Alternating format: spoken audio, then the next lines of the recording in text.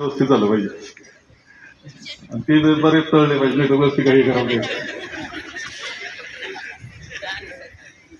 आणि जे त्यावेळेस त्यांनी सुरुवात केलं ते दुर्गाताईने एक पुस्तक त्यांना दिलं होतं, फ्रान्स मधलं झाडं लावणारा माणूस, त्याने आयुष्यामध्ये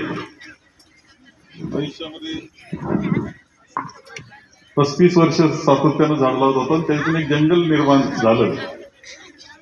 दादांनी त्यापासून प्रेरणा घेऊन सुरुवात केली आणि आज 19वा वर्ष आहे की आपण अत्यंत सातत्यानं हे काम करतो.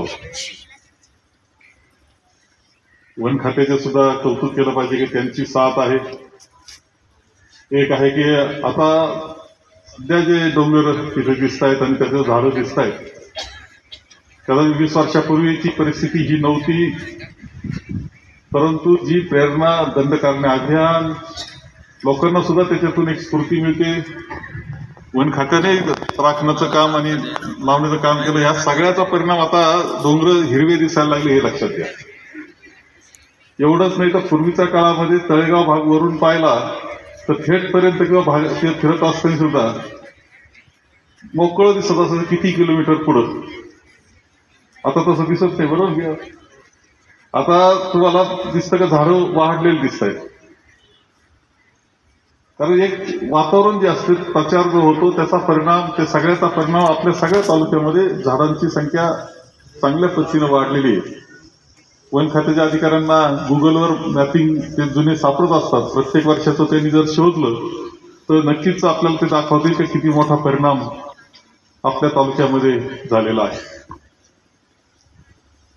एक अत्यंत महत्वाचं काम आपण पर्यावरणाचं करतो आहोत आणि एक आदर्श काम करतो आहोत, ज्याचं युनेस्कोनं सुद्धा त्याची नोंद घेतली. त्यांचं जे कॅलेंडर आहे त्याच्यामध्ये एक कॅलेंडरचं पेज त्यांनी दंडकारण्य अभियान युनेस्कोनं दिलं आणि आपली झाडं लावण्याचा कार्यक्रम दिला. खरं ते खूप प्रतिकूलता याच्यामध्ये आहे, खूप अडचणी त्याच्यामध्ये आहेत. एक तर आपल्याकडे पाऊस कमी, दुष्काळाच्या परिस्थिती असतात, राखण होत नाही, जनावरं चरायला जातात. या सगळ्यातून ते झाड वाचणं हे सुद्धा कठीण असतं.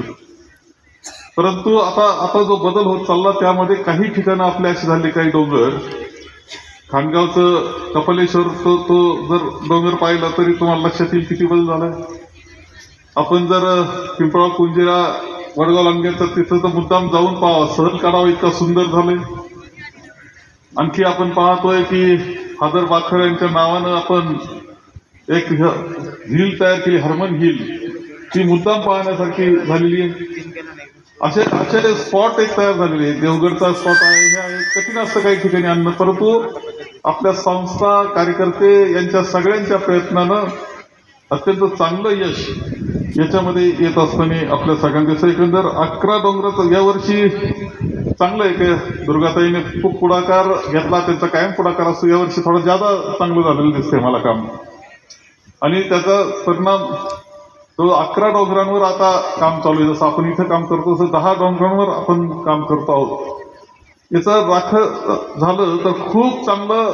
आता हा स्पॉट तर एवढा सुंदर आहे की इथं पुढच्या काळामध्ये मुलांच्या सहली येतील. खरं म्हणजे चांगल्या पद्धतीने पर्यटनाचं ठिकाण होऊ शकतं, इतकं सुंदर आहे. एवढी झाडं आपण जर निर्माण करू शकलो तर खूपच चांगलं होईल. करेगावचं कौतुक मला आहे, त्यांनी वर एक डोंगर यांचा करेचा आणि त्याच्यावर त्यांची तिथे कायम त्यांनी झाडांचं राखण करतात. ते खरं गाव करतं राखण, बरोबर ना रे. आपण गेलतो ना एकदा वर, यांना सगळ्यांना एकदा वर चढावं लागेल तेव्हा लक्ष दे.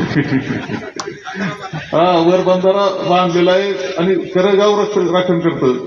वन खात्याची मदत आहे, पण तुम्ही स्वतः लक्ष असतं काही तिथून चोरीला जाऊ नये, झाड चोरलं जाऊ नये, हे नाही. या सगळ्याचा परिणाम एक चांगल्या पद्धतीनं हे झालेला आपल्या सगळ्यांना दिसतो आहे. आणि म्हणूनच आपल्याला ही चळवळ आणखी चांगल्या पद्धतीनं पुढे नेण्याचं काम हे करायचं आहे. याच्यामध्ये आता एकंदर 1,51,000 झाडं लावण्याचा कार्यक्रम या वर्षाचा आहे आणि त्यामध्ये अमृत उद्योग समाजातल्या सगळ्या संस्थांनी सहभाग घेतलेला आहे. आजही त्यांचा सहभाग आहे.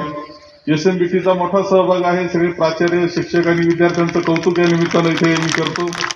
त्याशिवाय हे सगळे डोंगर निर्माण करण्यामध्ये आता वृक्ष परिवार सुद्धा ओंकारनाथजी भंडारी इथे आहेत, त्यांचा सहभाग आहे. MIDCचा सहभाग आहे. रोहित दुबेंनी आपल्याला मदत केलेली आहे, ती पेमगिरीच्या किल्ल्याकरता शहागडला मालपाणी परिवारांचा सहभाग आहे. युवक काँग्रेसचा आज युवक काँग्रेसचं गठन झाल्यानंतर पहिला मोठा सुंदर कार्यक्रम तुमचा झाला. जयाताई आणि त्या सगळ्या टीमचं सुद्धा खूप अभिनंदन मी इथे करतो. सर्व ग्रामपंचायती, सर्व शाळा, सहकारी संस्था या माध्यमातून एक चैतन्य आपल्याला निर्माण झालेलं दिसत आहे.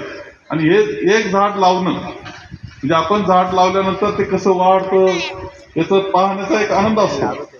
आपण सुद्धा झाडं आपल्या घराच्या परिसरात लावले तर चिक्कूचं झाड लावलं तर घराला खाऊन शिल्लक राहतील इतके चिक्कू येतात आणि त्यातला आनंद वेगळा असतो.